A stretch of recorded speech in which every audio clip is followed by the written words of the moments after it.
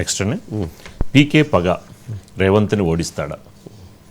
బీహార్లో ఎన్నికలు వస్తున్న నేపథ్యంలో ఆయన ప్రశాంత్ కిషోర్ గారు అసలు ప్రశాంత్ కిషోర్ గారికి రేవంత్ రెడ్డి గారికి అసలు సంబంధం ఏంటండి? బీహార్ ఆయన ఒక స్ట్రాటజిస్టు, పొలిటికల్ స్ట్రాటజిస్టు. డబ్బులు ఇస్తే ఆయన పని చేస్తాడు. డబ్బులు ఇస్తే ఏం పని చేస్తాడు ఆయన? మంచి మాటలు చెప్పండి, మంచి చేస్తామని చెప్పండి, మంచి చెప్పి ఓట్లు ఇచ్చుకోండి, గెలవండి అని అయితే ఆయన చెప్పడు. ఆయన చెప్పేది ఏంటి? విధ్వంసం సృష్టించండి, బూతులు తిట్టండి, అబద్ధాలు ఆడండి, మీరు ఎన్నికల్లో గెలవటానికి నేను మార్గం చేస్తానంటాడు. ఎవరు? ప్రశాంత్ కిషోర్ గారు. రేవంత్ రెడ్డి గారు ఆయన రాజకీయాలలో ఒక కింద స్థాయి నుంచి, అంటే ఒక జెడ్పీటీసీ నుంచి తర్వాత ఎమ్మెల్సీ అయ్యి, తర్వాత ఎంపీ అయ్యి, ఎమ్మెల్యే అయ్యి, సీఎం అయిన వ్యక్తి ఈయన. పోరాడి రాజకీయాల్లో గెలిచినటువంటి వ్యక్తి రేవంత్ రెడ్డి గారు. ఈయన ఏమన్నా అబద్ధాలు చెప్పే వ్యక్తి ప్రశాంత్ కిషోర్ గారు. ఈయన పోరాడి గెలిచినటువంటి వ్యక్తి ఈయన ఆయన ఏం చేస్తాడండి? ఇప్పుడు రేవంత్ రెడ్డి గారిని ఓడించాలి అని అంటే అవతల ఇంకొక పార్టీ వాళ్ళు డబ్బులు ఇస్తే ఆయనకి, ఆయన లేనిపోయిన అబద్ధాలు అవాస్తవాలని చెప్పి ఒక విషయాన్ని జిమ్మే ప్రయత్నం చెప్పి వాళ్ళ చేత చేయిస్తాడు, అంతే కదా. ఆయనే రాజకీయ పార్టీ పెట్టేటకు వచ్చి ఆ రాజకీయ పార్టీ ద్వారా గెలిచేటువంటి పరిస్థితి లేదా రాజకీయాలు యుద్ధం చేసే పరిస్థితి కాదు కదా. అలాంటప్పుడు ఆయన చేయాల్సింది ఏంటంటే వచ్చి కొడంగల్లో రేవంత్ రెడ్డి గారి మీద పోటీకి నిలబడి గెలవాలి, అంతే కదా. అది ఓడిస్తాను అన్నాడు. అది ఓడిస్తానని అంటే ఎవడో కత్తి ఎవరిదో ఇది ఎనగమాల, దాన్ని ఎట్ట తిప్పాలో, దాన్ని ఎట్లా విషం చిమ్మాలో, దాన్ని ఎట్లా పాయిజన్ చేయాలో చేసేదానికి ఇదే ఉంది. మంచి చెప్పటం కష్టం అండి, మంచి నేర్పించటం కష్టం, చెడు చేయటం, అబద్ధాలుగా చేయటం, చెప్పటం ఏముంది. ఇప్పుడు ఒక భవనాన్ని నిర్మాణం చేయాలంటే ఎంత కష్టం, భవనాన్ని కూలగొట్టాలంటే ఎంతసేపు? ఒక్క నిమిషంలో భవనాన్ని కూలగొట్టవచ్చు. భవనాన్ని కట్టాలంటే సంవత్సర కాలం పడుతుంది, అంతే కదా. ఒక మనిషి పైకి ఎదిగి కష్టపడి పైకి రావాలంటే ఎంత టైం పట్టిద్ది? మనిషిని ఒక చంపాలి అనుకుంటే ఎంతసేపు పట్టిద్ది? ఒక కత్తితో 2 నిమిషాలు పడితే మనిషి చచ్చిపోతాడు.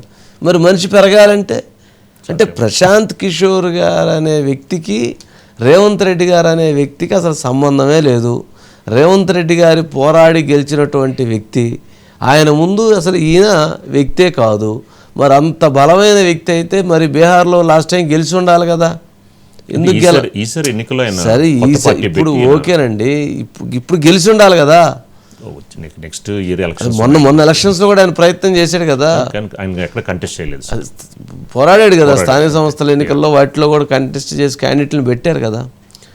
ఏంటంటే అక్కడ రాజకీయాల్లో భాగంగా ఆయన బీహార్ అనేటువంటి దీంట్లో వాళ్ళు వలసవాదులు, వలసకు వచ్చినటువంటి వాళ్ళ కేసీఆర్ గారిని చేసుకొని, సోమేష్ కుమార్ గారిని చేసుకొని మాట్లాడినటువంటి మాటల్ని వక్రీకరించుకొని దానికి ఏదో ఒక రాజకీయాల్లో ఒక బలమైనటువంటి నాయకుడిని టార్గెట్ చేస్తే దాని వలన ప్రయోజనం కలుగుతుందేమో అనేటువంటి ఉద్దేశంతో కుట్రలు, కుతంత్రాలు, క్షుద్రలతో కూడినటువంటి రాజకీయాలు చేసేటువంటి పొలిటికల్ స్ట్రాటజిస్ట్గా చెప్పబడేటువంటి ప్రశాంత్ కిషోర్ గారు అనే వ్యక్తి రేవంత్ రెడ్డి గారితో యుద్ధం అవసరం లేదేమో అని అనిపిస్తూ ఉంది. సరే, రేవంత్ రెడ్డి గారు 3 సార్లు ఆయన సాయం కోరారు అని కూడా ప్రశాంత్ కిషోర్ గారు మాట్లాడడం తప్పే ఉంది. ఆయన అడిగి ఉంటాడు, అడిగితే ఒకటి డబ్బులు ఆయన అంత డబ్బులు ఇవ్వలేదని చెప్పి ఉంటాడు, ఒకటి నెంబర్ 1. ఎందుకంటే ఆయన కోట్లలో కట్టాలి ఆయన చెప్పాడు కదా. నేను 2 గంటలు సలహా ఇచ్చి 60 కోట్లు తీసుకున్నాను చెప్పినట్లున్నాడు. మరి 2 గంటలు సలహా ఇచ్చి 60 కోట్లు ఇచ్చేది ప్రశాంత్ కిషోర్ కంటే పెద్ద స్ట్రాటజిస్ట్ రేవంత్ రెడ్డి గారు అట్ట అనుకుంటే. నిజం, అది ఫ్యాక్ట్. ఆయనకంటే ఇతను పెద్ద స్ట్రాటజిస్టు. ఎందుకంటే ఇతను గ్రౌండ్ తెలుసు, ఇతనికి వ్యూ తెలుసు. కాకపోతే ఇప్పుడు మరి సీఎం అయిన తర్వాత కొద్దిగా అటు ఇటు మార్పులు జరిగినట్లుంది కానీ మనిషిలో మామూలుగా అయితే సరే, ఎందుకంటే పొలిటికల్ థింకింగ్ ఉంటుంది కదా. శిరీష్ గారు ఉన్నారండి. శిరీష్,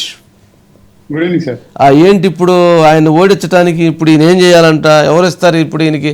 బీఆర్ఎస్ పార్టీ వాళ్ళకి 200 కోట్లు 400 కోట్లు ఇచ్చి ఓడించమంటారని సలహాలు అడగాలి, అంతే కదా.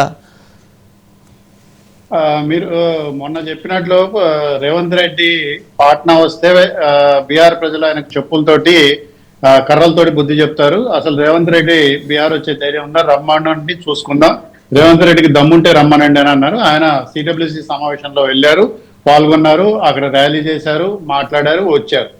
మరి దానికి సంబంధించి సవాల్ విసిన ప్రశాంత్ కిషోర్ ఏడి, మరి ప్రశాంత్ కిషోర్ కి సంబంధించిన కార్యకర్తలు ఏరి అంటే ఆ రోజు ఎవరూ లేరు. నేను యాక్చువల్ గా ఆ రోజు అక్కడ అసలు వీళ్ళు ఏం చేయబోతున్నారు, నిజంగా అన్నట్లుగా ప్రశాంత్ కిషోర్ ప్రకటించినట్లుగా రేవంత్ రెడ్డిని గెరావ్ చేస్తారా, లేకపోతే ఎయిర్పోర్ట్ లో అడ్డుకుంటారా, లేదా సిడబ్ల్యూసి సమావేశానికి వెళ్లకుండా చేస్తారంటే ఏది చేయలేదు, అంతా సాఫీగా కూడా జరిగింది. ఏం లేదు, బీహార్ ఎన్నికల్లో రేవంత్ రెడ్డి అనే బూచిని చూయించుకొని రాజకీయ లబ్ధి పొందే ప్రయత్నం అనేది ప్రశాంత్ కిషోర్, ఆయనకు సంబంధించిన జన స్వరాజ్ పార్టీ అనేది కూడా చేస్తుంది అనేది కూడా అక్కడ వ్యక్తమవుతున్న అభిప్రాయం. ఎందుకంటే జన స్వరాజ్ పార్టీ అనేది సాధ్యమైనంత వరకు కూడా కాంగ్రెస్ పార్టీ కానీ ఆర్జేడీకి సంబంధించిన ఓట్లను కానీ చీల్చాలి. ఆ చీల్చినప్పుడే బీజేపీ కానీ లేకపోతే జేడీయూ కూటమి లాంటి కూటమిలకు కానీ లబ్ధి చేకూరే అవకాశం కూడా ఉంది. ఆ ఎజెండాలో ప్రశాంత్ కిషోర్ పనిచేస్తున్నారు అనేది కూడా గతంలో రేవంత్ రెడ్డి ఢిల్లీకి వచ్చినప్పుడు చిట్ చాట్ లో మాట్లాడుతూ కూడా చెప్పడం జరిగింది. అసలు జనసురాజ్ పార్టీ స్థాపించడానికి డబ్బులు ఎక్కడి నుంచి వచ్చాయి, అసలు ప్రశాంత్ కిషోర్ వెనక తెలంగాణకు సంబంధించిన ఏ రాజకీయ పార్టీ ఉంది, ఏ రాజకీయ పార్టీ ప్రోద్బలంతో ఆయన అక్కడ రాజకీయాలు చేస్తున్నారు కూడా ప్రజలందరికీ కూడా తెలుసు. దాని గురించి ప్రత్యేకంగా మాట్లాడుకోవాల్సిన అవసరం లేదు. ఇంతమంది నేతలు ఉంటే బీహార్ కి సంబంధించిన ఇష్యూస్ అన్ని విడిచిపెట్టి కేవలం నా ఒక్కడనే టార్గెట్ చేయడం అనేది అని అంటే ఇది లబ్ధి పొందే ప్రయత్నం, రాజకీయాల్లో నా మీద విషయం చిమ్మే ప్రయత్నం తప్ప వేరేది లేదని చెప్పేసి రేవంత్ రెడ్డి కౌంటర్ ఇవ్వడం జరిగింది. సో రేపు ఎన్నికల్లో మీరు అన్నట్లుగా బీఆర్ఎస్ తోటి బీఆర్ఎస్ సపోర్ట్ తీసుకొని రేవంత్ రెడ్డిని ఓడించే థ్యాంక్ యూ చూద్దాం.